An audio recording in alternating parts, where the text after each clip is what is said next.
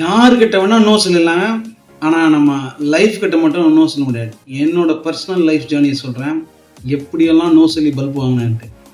12th படிக்கும்போது எலக்ட்ரானிக்ஸுக்கு no சொன்னேன். நான் படித்தது எலக்ட்ரானிக்ஸ் இன்ஜினியரிங். வேலைக்கு வரும்போது மும்பைக்கு நோ சொன்னேன். 13 வருஷம் பாம்பேயில் ஒர்க் பண்ணேன். படிக்கும்போது டெலிவிஷன் இன்ஜினியரிங்க்கு நோ சொன்னேன். என்னோடய ஃபஸ்ட்டு ஜாப் டெலிவிஷன் இன்ஜினியரிங். வேலையில் இருக்கும்போது பெங்களூருக்கு நோ சொன்னேன்.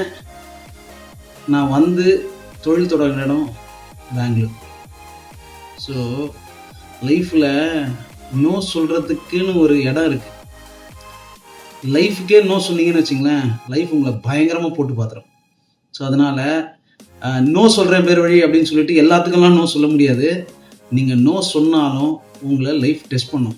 அதனால் நோ சொல்லும் முன்னாடி எதுக்கு, ஏன், எப்போ, எப்படி இதெல்லாம் கொஞ்சம் யோசிச்சு பாருங்கள்.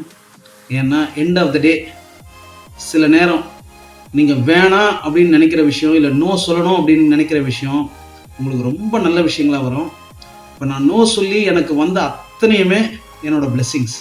ஸோ அதனால் வாழ்க்கையில் எஸ் சொல்கிற மாதிரி நோ சொல்லுங்கள். சில நேரம் உங்களுக்கு வாழ்க்கை ரொம்ப சுவாரஸ்யமான பல ஆப்ஷன்ஸை கொடுக்கும். எவ்வளோ பண்ணிட்டோம், இதை பண்ண மாட்டோமா?